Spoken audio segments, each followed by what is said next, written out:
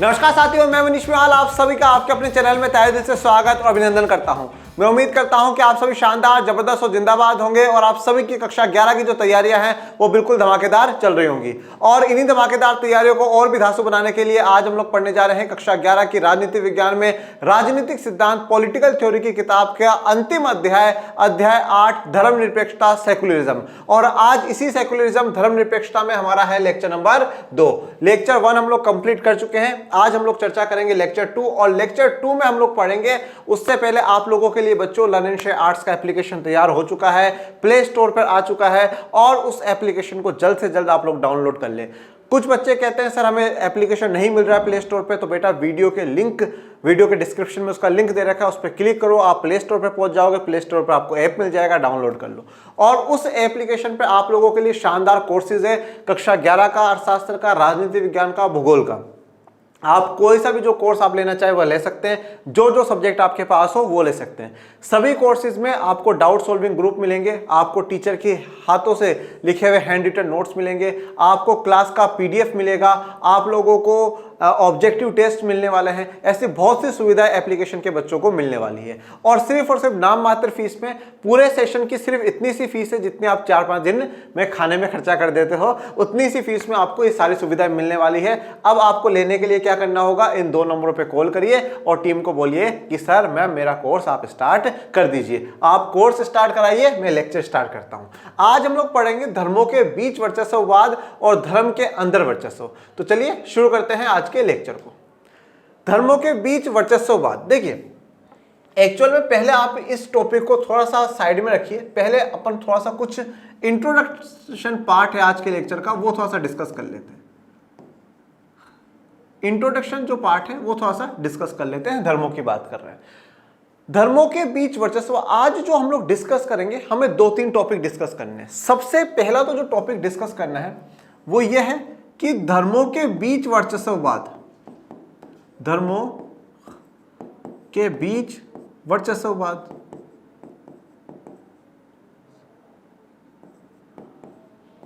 धर्मों के बीच वर्चस्ववाद का मतलब क्या है कि एक धर्म अपना वर्चस्व दूसरे पे दिखाता है कि साहब हमारा धर्म बढ़िया है, उनका बेकार है, हमारा धर्म बढ़िया है, उनका बेकार, इस प्रकार से। और वो वर्चस्व जमाने की कोशिश करते हैं कि साहब ये हमारा धर्म है तो हमारे धर्म की चलेगी, ये हमारा धर्म है ये हमारे धर्म की चलेगी। जैसे उदाहरण के तौर पे आपको मैं बताऊं, आप लोगों ने कक्षा 10 में श्रीलंका की कहानी पढ़ी थी, तो वहां पे जो सिन्हाला समुदाय है वो क्या कर रहा था, तमिलों पे वर्चस्व जमा रहा था। साहब आपको हमारी भाषा माननी पड़ेगी, आपको हमारे अनुसार जीवन जीना पड़ेगा। तो भाषा के अनुसार क्या था, एक वर्चस्ववाद हम लोगों को देखने को मिला। ठीक है, ऐसे आपको बहुत से उदाहरण पूरे विश्व में देखने को मिलेंगे। तो आज हम लोग ये पढ़ेंगे कि धर्मों के जो बीच है, इनके बीच में कैसे वर्चस्ववाद है, किस प्रकार से एक धर्म दूसरे धर्म के ऊपर अपना वर्चस्व दिखाने की या जमाने की कोशिश करता है। दूसरी तरफ हम ये पढ़ेंगे धर्म के अंदर वर्चस्ववाद। धर्म के अंदर जो है वर्चस्ववाद की चर्चा होगी, मतलब एक ही धर्म के अंदर किस प्रकार से एक समुदाय का वर्चस्ववाद होता है और कैसे दूसरे समुदाय के लोगों को दबाया जाता है। तो धर्मों के बीच वर्चस्ववाद मतलब आप यहां कह सकते हो कि 2 धर्म है, एक एक्स और वाई, ये दोनों एक दूसरे के ऊपर अपना वर्चस्व, अपना दबदबा जमाने की कोशिश कर रहे हैं। और यहाँ पर एक ही धर्म है, ये एक्स धर्म है, इसमें अलग अलग जो समुदाय है उस समुदायों के बीच में क्या है, थोड़ा सा वर्चस्ववाद चल रहा है कि साहब ये हमारा जो पंथ है वो बढ़िया है, हमारी जो जाति है वो बढ़िया है, हमारा जो वर्ग है वो बढ़िया है। तो आज हमारा जो टॉपिक है वो दोनों के लिए है, धर्मों के बीच वर्चस्ववाद की भी चर्चा करेंगे और धर्म के अंदर जो है वर्चस्ववाद है उसकी भी चर्चा करेंगे। भारत का संविधान ये तय करता है, भारत का संविधान ये कहता है कि किसी भी व्यक्ति के साथ धर्म के आधार पर भेदभाव नहीं होना चाहिए। मतलब आप किसी के साथ धर्म के आधार पर भेदभाव नहीं करोगे। मतलब यह है कि धर्मों के बीच में किसी प्रकार का कोई वर्चस्ववाद स्वीकार नहीं होगा। सभी जो धर्म के लोग हैं सभी एक समान है, सभी बराबर है, सबको पूर्ण और समान सदस्यता नागरिकता देश की मिली हुई है और उनके पास समान और बराबर के अधिकार हैं। दूसरी तरफ धर्म के अंदर वर्चस्ववाद की मैं बात करूं तो इसमें यह बात कही गई धर्म के अंदर वर्चस्ववाद कि एक धर्म के अंदर किसी भी प्रकार की जो भी किसी भी समुदाय का वर्चस्व नहीं चलेगा। जैसे मैं फॉर एग्जांपल हम कहते हैं भारत के संविधान ने यह कहा कि सभी धर्मों को आगे बढ़ाएं, बहुत अच्छी बात है, प्रचार प्रसार करें, पर अगर किसी भी धर्म में किसी भी प्रकार की अगर कोई सामाजिक कुरीति रहेगी, मतलब भारत के संविधान ने सबसे बड़ा जो धर्म माना है वो मानवता को माना है कि मानव मानव एक समान होना चाहिए। मानव के साथ किसी धर्म के आधार पे, किसी भी वर्ग के आधार पे आप उसके साथ कोई भेदभाव, कोई डिस्क्रिमिनेशन ना करें। तो अगर सभी धर्मों को एक समान मानना है और सभी धर्मों के अंदर जो लोग हैं उनको भी एक समान ही मानना है, मतलब ऐसा नहीं हो कि इस धर्म में ये व्यक्ति तो अच्छा है और ये बड़ा है, अमीर है, तो ये बढ़िया है और ये जो है ये बेकार है, ऐसा नहीं होना चाहिए। सबको समानता। किसी भी धर्म में किसी भी प्रकार की कोई सामाजिक कुरीति है उसको खत्म करने के लिए सरकार, राज्य काम करेगा, ये देश का संविधान कहता है। मतलब सभी धर्मों को समान मानना है, वेरी गुड, बट किसी भी समाज में, किसी भी धर्म में अगर सामाजिक कुरीतियां है, अगर सोशली आप कह सकते हैं कुछ डिफरेंसेस हैं, कुछ डिविजन्स है, तो उनको दूर करने का काम सरकार को, राज्य को करना है। जैसे कि फॉर एग्जांपल अगर मैं कहूं तो भारत में जाति प्रथा रही, ठीक है, छुआछूत का मामला रहा, तो अब भारत के संविधान में आर्टिकल 17 मौलिक अधिकार में कहा गया है अस्पृश्यता का अंत हो, छुआछूत का अंत करा जाए। छुआछूत जो है वो गलत है, वो नहीं होनी चाहिए, उससे मानवता पे एक बड़ा खतरा है, गलत बात है। तो कोई ये कह करके ना करे साहब ये तो हमारे धर्म का मामला है और इसलिए हम तो कर सकते हैं, धर्म की इजाजत हमारा देश का संविधान देता है, ऐसा नहीं है, तो वो काम रोकना होगा। इसी प्रकार से अभी जब कुछ समय पहले भारत सरकार ने 3 तलाक हटाया था। 3 तलाक एक्चुअल में क्या है, मुस्लिम्स में ऐसा होता है कि जैसे जो पति होता है वो अपनी पत्नी को अगर 3 बार तलाक तलाक तलाक बोल देता है तो वो तलाक हो जाता है, डिवोर्स हो जाता है।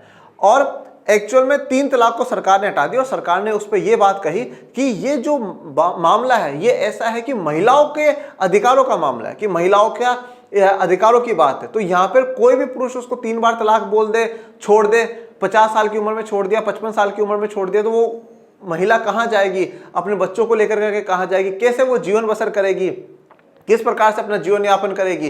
तो इस प्रकार को देखते हुए सरकार ने, देश की संसद ने बोला कि साहब 3 तलाक हटाना चाहिए और सरकार ने हटा दिया। तो वो भी क्या था, वो भी एक इसी प्रकार की बात थी कि धर्म के अंदर किसी का, चाहे वो पुरुष महिला का वर्चस्व नहीं होगा, किसी एक वर्ग का दूसरे वर्ग के ऊपर वर्चस्व नहीं होगा, अमीर का गरीब के ऊपर, गरीब का किसी दूसरे के ऊपर वर्चस्व जो है वो किसी का स्वीकार नहीं होगा, चाहे वो धर्मों के बीच हो और चाहे धर्म के अंदर किसी समुदाय, पुरुष महिला किसी के बीच में हो, वो नहीं होगा। पहले हम लोग जो पढ़ेंगे वो धर्मों के बीच जो वर्चस्ववाद है उसकी चर्चा करेंगे। इसको इंटर रिलीजियस डोमिनेंस कहा जाता है। क्या कहा जाता है? इंटर रिलीजियस डोमिनेंस कहा जाता है। मतलब धर्मों के बीच में जो है वर्चस्ववाद की बात हो रही है और इसको कहा जाता है इंट्रा रिलीजियस डोमिनेंस। चलिए सबसे पहले बात कर लेते हैं धर्मों के बीच वर्चस्ववाद। धर्मों के बीच वर्चस्ववाद, यह जिसको जैसे मैंने अभी कहा, इसको क्या कहा जाएगा? इंटर रिलीजियस, इंटर रिलीजियस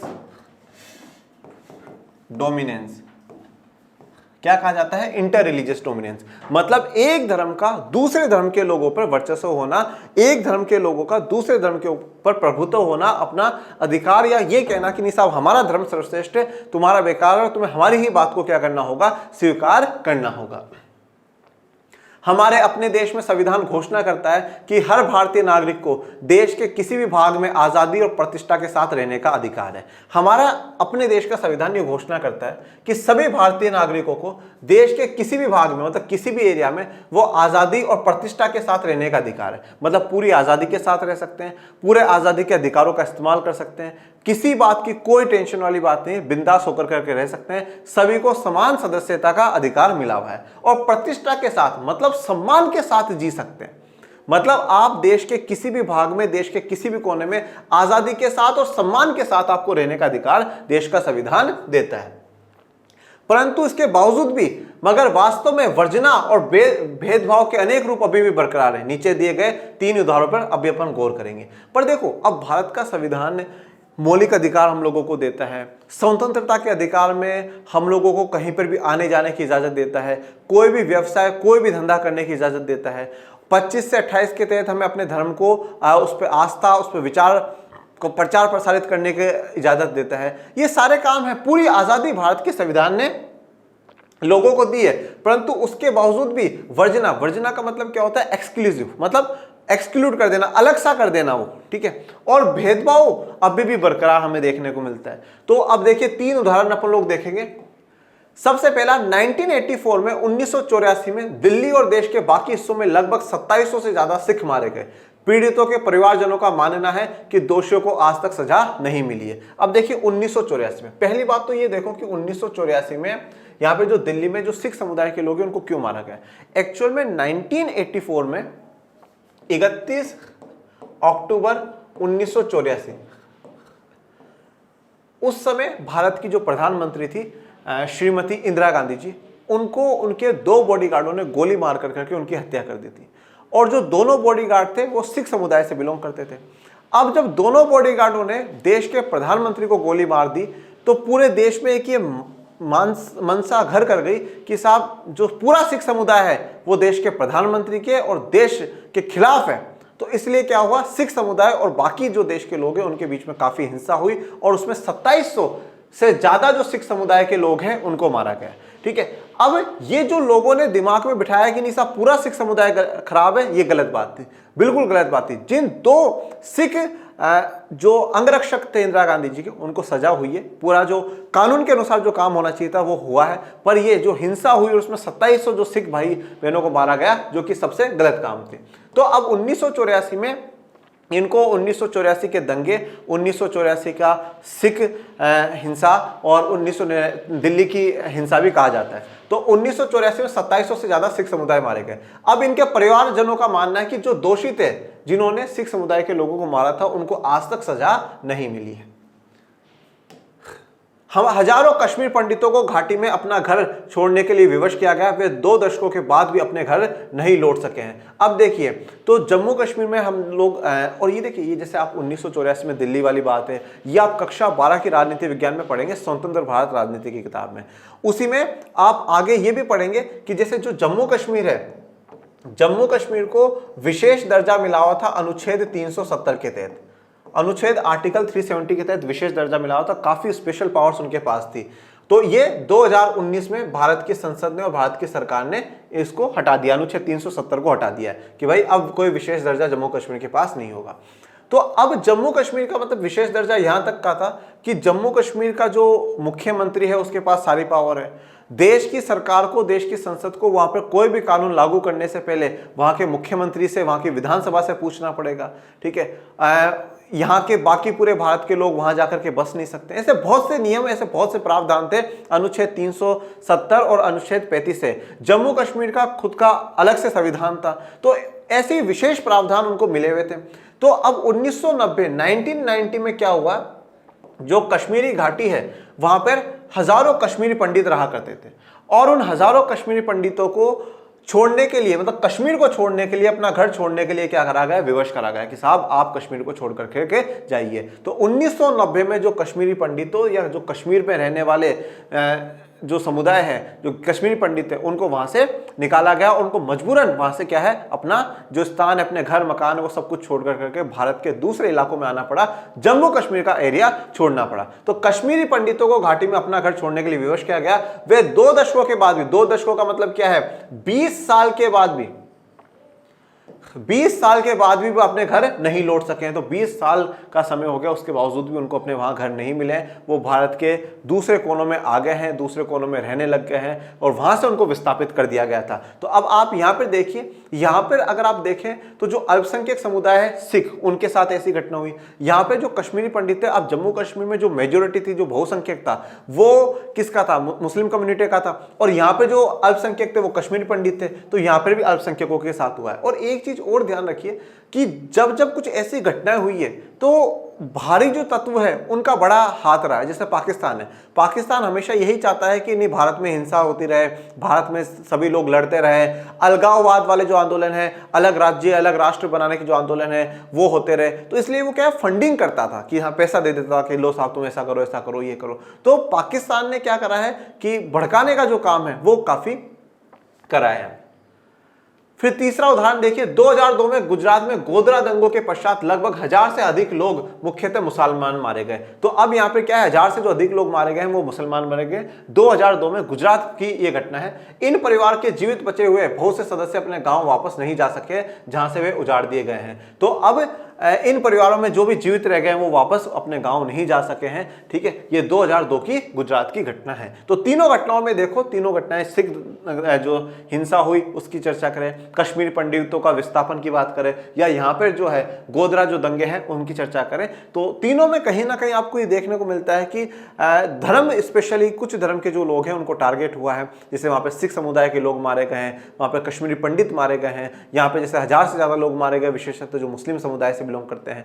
तो जहाँ पर एक तरफ हमारा भारत का संविधान ये कहता है कि सभी को अपने अपने धर्म को मानने की, सभी को पूरे देश में कहीं आने जाने की, कहीं पर भी रहने की, घूमने फिरने की पूरी इजाजत है, तो फिर ऐसी जो घटना है, ये जो भेदभाव वाली घटना है, एक समुदाय को टारगेटिंग वाली घटना है, जैसे सिख समुदाय की हमने चर्चा करी, कश्मीरी पंडित की चर्चा करी, मुस्लिम की चर्चा करी, तो ऐसी घटनाएं क्यों हो रही है? तो क्या ये हमारे देश की धर्मनिरपेक्षता पर सवाल उठाती है कि क्या भारत धर्मनिरपेक्ष है? तो ये कहीं ना कहीं एक चीज आप ये देखिए, ये धर्मों के बीच वर्चस्ववाद क्या है कि सब एक धर्म के वर्ग का दूसरे धर्म के लोगों पर वर्चस्व दिखा, सब हम यहां पर है, हम सर्वश्रेष्ठ है, हमारे हिसाब से रहना होगा, नहीं तो हिंसा होगी, मार दिया जाएगा, दंगे हो जाएंगे, ऐसी बात। इन तमाम उदाहरणों में क्या बात सामान्य है? इन सभी उदाहरणों में किसी ना किसी रूप में भेदभाव है। तो इन तमाम उदाहरणों में, इन तीनों उदाहरणों में क्या बात सामान्य है कि इन सभी उदाहरणों में किसी ना किसी रूप में क्या है? भेदभाव है, किसी ना किसी रूप में डिस्क्रिमिनेशन देखने को मिल रहा है। हर मामले में किसी एक धार्मिक समुदाय के लोगों को लक्ष्य किया गया और उनकी धार्मिक पहचान के कारण सताया गया। हर मामले में किसी एक धार्मिक समुदाय जो है उसको, उसके लोगों को लक्ष्य करा गया। जैसे वहां पे अगर हम 1984 के दिल्ली की बात करें तो वहां पे सिख समुदाय है।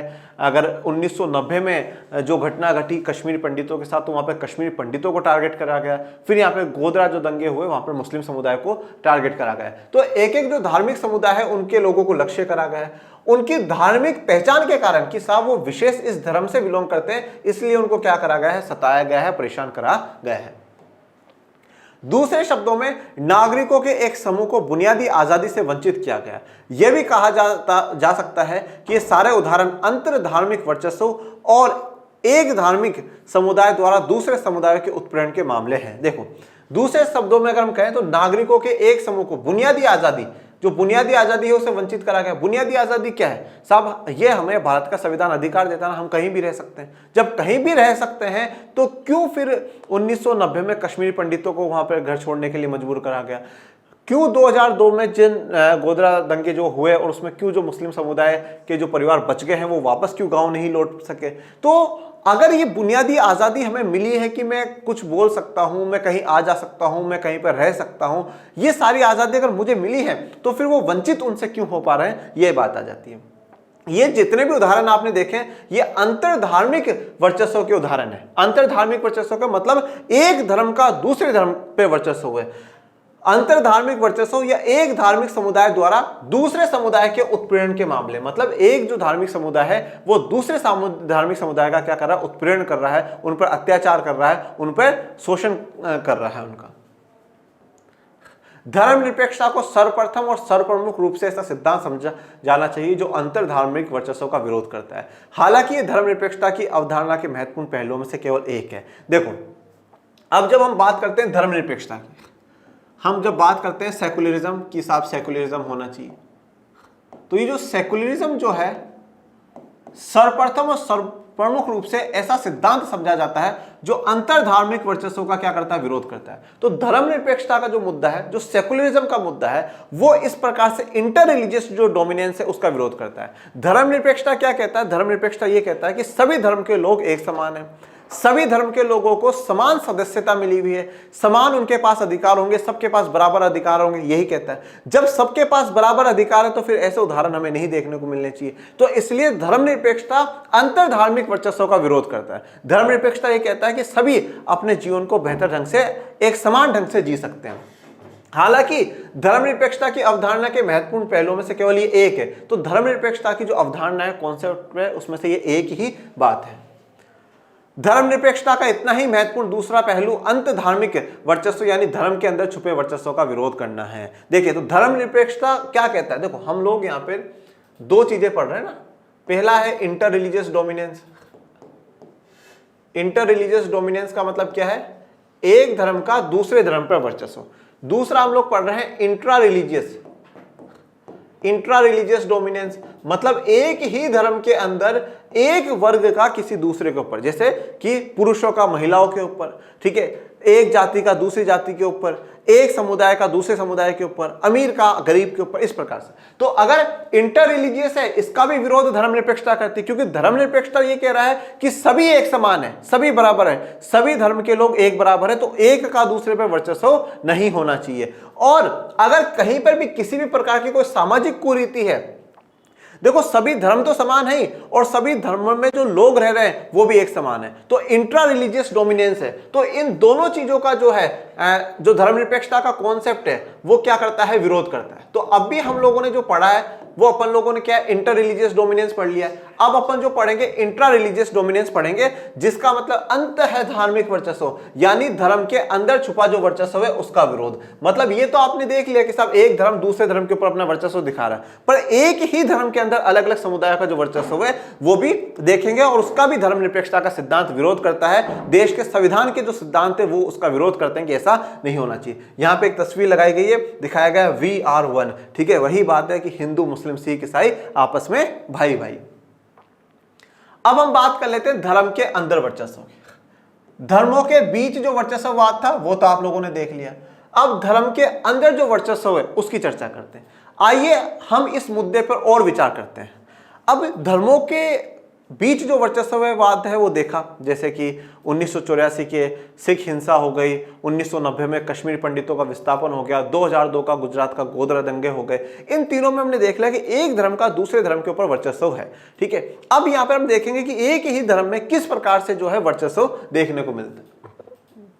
धर्म के अंदर वर्चस्व, कुछ लोगों का मानना है कि धर्म महज जन समुदाय के लिए अफीम है और जिस दिन सभी लोगों की बुनियादी जरूरतें पूरी हो जाएंगी वे खुशहाल तथा संतुष्ट जीवन यापन करने लगेंगे, धर्म विलुप्त हो जाएगा। ऐसा विचार मानव की क्षमता के बारे में अतिरंजित बोध से पैदा होता है। देखिए अब एक्चुअल में क्या कहा जाता है कि जन समुदाय के लिए अफीम है धर्म। अफीम मतलब एक प्रकार से नशा हो जाता है।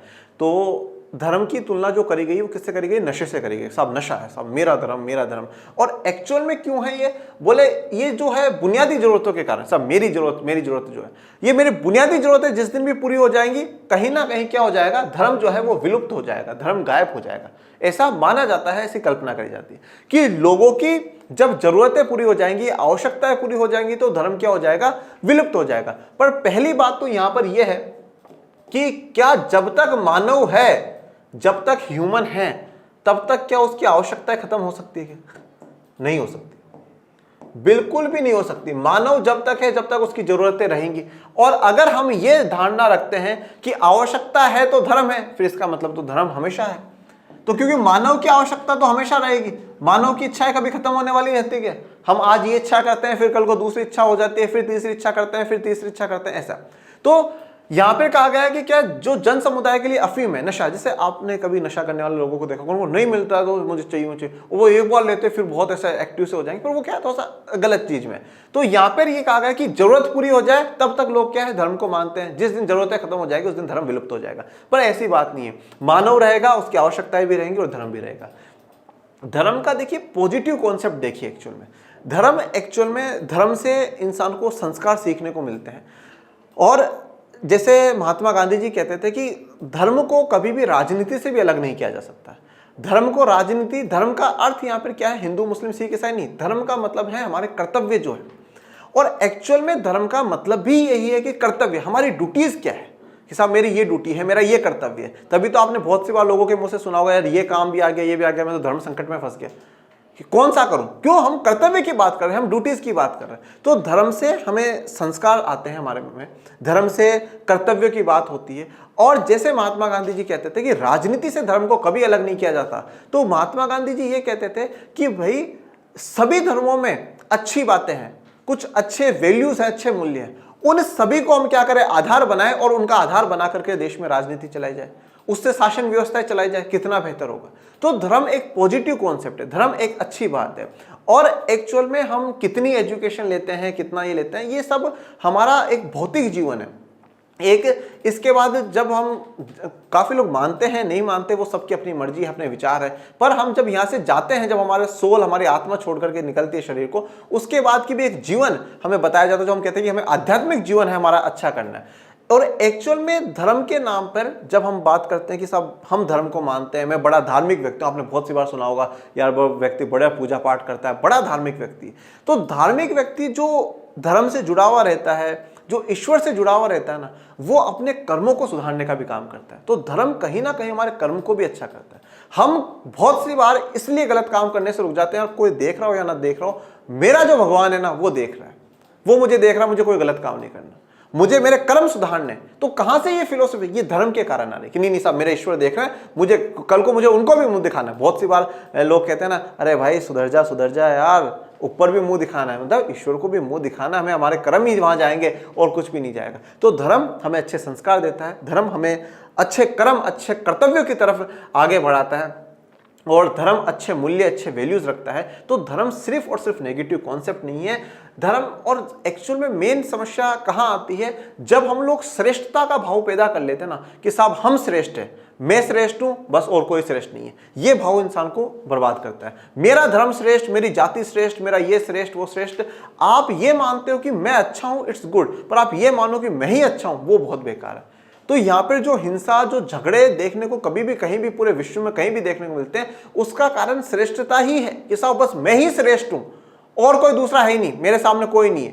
फिर वहां से इंसान क्या है, गिरना शुरू हो जाता है बस, क्योंकि उसको ये बात पता होनी चाहिए कि साहब हाँ और भी श्रेष्ठ है, और भी जो लोग हैं वो बेहतर है। तो धर्म एक आवश्यकता है, जरूरत है, और वो हमेशा सदैव रहेगा।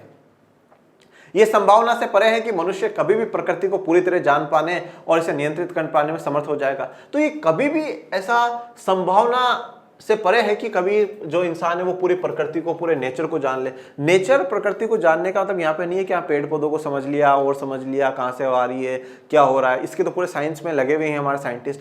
पर प्रकृति मतलब पूरा जो ईश्वर की जो भी रचना है उस सारी रचनाओं को, ठीक है। हम एक चीज कभी जीवन में हम कल्पना करते हैं कि जब आज हम जो एक गाड़ी यूज कर रहे हैं, वो गाड़ी 10 साल 15 साल पहले कुछ और थी, हर साल 2 साल में मॉडल बदल करके आते हैं, पर हम हजारों सालों से इंसान, ऊपर से ईश्वर की देन है, वो बन रहे हैं।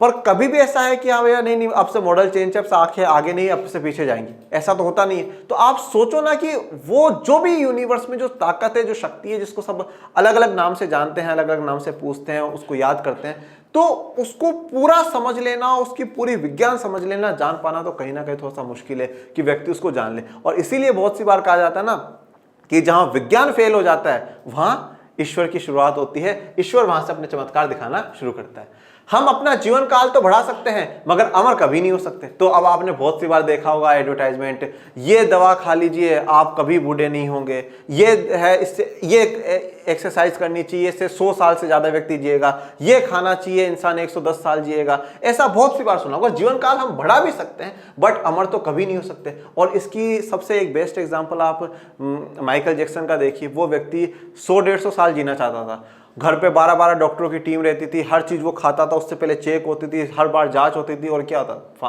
50 साल की उम्र में मर गया। तो हमारे हाथ में कुछ चीजें नहीं है। और जैसे कहा भी जाता है ना कि जन्म मरण और परण तीनों तय है। हमारा जन्म कब होगा, हम मरेंगे कब, और परण का मतलब होता है शादी, हमारी शादी किस व्यक्ति के साथ होगी, कब होगी, ये सारी बातें तय होती है, ऊपर से ऑलरेडी तय होकर के आती है। तो ये हमारे हाथ में नहीं होती। जीवन काल चाहे कितने, जीवन काल में आप देखिए कि कुछ लोग बड़े से बड़े जो बीमारी होती है उससे भी बच करके बाहर निकल आते हैं, और कुछ लोग होते हैं जो छी आई पता चला कि चल बसे, वो तो सुबह देखा तो दोपहर तक तो निकल पड़े।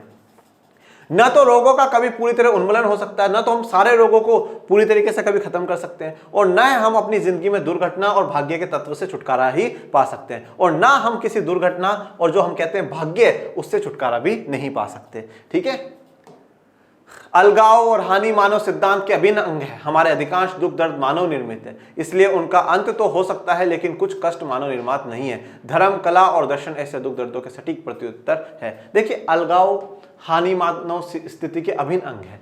हमारे अधिकांश दुख दर्द मानव निर्मित है। देखो हमारे जैसे, अब आप कभी जैसे जो बड़े बड़े जो संत महात्मा होते हैं, जो होते हैं, वो क्या कहते हैं कि जितने भी दुख दर्द है वो किसकी देन है, बोले हमारी देन है, मानव निर्मित है। जैसे भगवान बुद्ध क्या कहते थे कि भैया ये सारा का जो खेल चल रहा है ना, ये सब आपकी इच्छाओं के कारण चल रहा है। आपकी इच्छाओं के कारण चल रहा है। और मैं अभी कल परसों ही एक वीडियो देख रहा था, उसमें बताया जा रहा था महात्मा बुद्ध ऐसा कहते हैं कि इच्छा को पूरी करना बड़ी बात नहीं है, इच्छा पर विजय पा लेना कि वो इच्छा आपको वापस ना आए वो बड़ी बात है। तो हम में इच्छाएं आती हैं, हम किसी से अटैचमेंट लगाते हैं कि हाँ साहब मेरे लिए वो मेरा दोस्त इतना अच्छा था, ये था वो था, अब उसने धोखा दे दिया, अरे यार मैंने इतना अच्छा करा, फिर 10 दिन 20 दिन 1 महीने 1.5 महीने तक दुख में पड़े रहोगे। किसने कहा था कि आप उम्मीद लगाओ? किसने कहा था आप उससे इतना अटैच हो जाओ कि नहीं नहीं साहब बस वो चला जाए तो हम तो खत्म ही हो जाएंगे? तो हर दुख का जो कारण है वो हम है, तो मानव निर्मित है।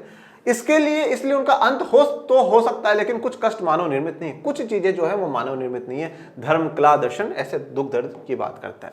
धर्मनिरपेक्षता भी इसे स्वीकार करती है और इसलिए वह धर्म विरोधी नहीं है। अब देखिए जो धर्मनिरपेक्षता है ना, बहुत सी बार कहा जाता है धर्मनिरपेक्षता धर्म विरोधी है, पर नहीं, धर्म विरोधी नहीं। धर्मनिरपेक्षता यह कहता है कि सभी धर्म के जो लोग हैं वो एक समान है, उनकी जहां आस्था हो, जहां विश्वास हो, उनको वहां फॉलो करे, वो माने, सब कुछ करे, ओके है। ये धर्म के खिलाफ नहीं है। आप अपनी जो भी आस्था है, जो भी विश्वास है, आप उसको फॉलो करिए, आप मानिए, पर आप किसी दूसरे पर अपना वर्चस्व मत जमाइए। आप अपने ही समुदाय पे किसी दूसरे पे वर्चस्व मत जमाइए। सीधी सी बात यह है, अगर आज मैं कुछ मानता हूं, मैं मानूं, इट्स ओके, वेरी गुड। कभी कहीं बात चल रही है तो मैं मेरे विचार रखूं, बहुत अच्छी बात है, पर मैं सबको बोलूं नहीं नहीं साहब जिनको मैं मानता हूं उनको ही तुम मानो, तो फिर वो गलत बात है। वो वर्चस्व की बात आ जाती है, वो बात को थोपने की आ जाती है कि नहीं साहब जो मैं मान रहा हूं वही सही है, तो वो भी तुम भी मानो, तो वो नहीं हो सकता। तो धर्मनिरपेक्षता ये कहती है कि सब अपना अपना जो भी विश्वास है, जो भी आप आस्था है उसको मानिए, पर अपनी विचारधारा दूसरे पे मत थोपिए। बहरहाल जिन समस्याओं ने गहरे जड़ जमा रखा है उनमें धर्म का भी कुछ योगदान है। अब जैसे कुछ समस्याओं के रूप में धर्म का भी कुछ योगदान है, पर जैसे मैंने कहा कि धर्म को समस्या के रूप में नहीं देखना चाहिए। उदाहरण के लिए किसी ऐसे धर्म के बारे में सोचना भी मुश्किल है जो पुरुष और स्त्री को समान नजर से देखता हो। अब देखो धर्म के अंदर वर्चस्व कैसे, तो आप सभी धर्मों में देख लो कि पुरुष और स्त्री के बीच में भेद है, सभी धर्मों में ही है, ठीक है। पुरुष को सर्वोच्च स्थान है और स्त्री को उसके नीचे रखा गया है, तो यहाँ पर पुरुष और स्त्री में भेद है, धर्म के अंदर ही वर्चस्व है। एक धर्म के अंदर ही पुरुष भी है, स्त्री भी, और उसमें नहीं साहब पुरुष जो है वो बड़ा है, स्त्री वो है, नहीं स्त्री ऐसा नहीं कर सकती, ये नहीं कर सकती, वो नहीं कर सकती। हिंदू धर्म में कुछ तबके भेदभाव से स्थायी तौर पर पीड़ित रहे, मसलन दलितों को हिंदू मंदिरों में प्रवेश से हमेशा रोका जाता रहा है। देश के कुछ हिस्सों में हिंदू महिलाओं का भी मंदिरों में प्रवेश वर्जित है। तो देखिए अब जैसे हिंदू धर्म की बात करें तो दलितों को हिंदू मंदिरों में प्रवेश से रोका गया काफी वर्षों तक, और कुछ हिस्सों में हिंदू महिलाओं को भी मंदिरों में जाने से रोका गया।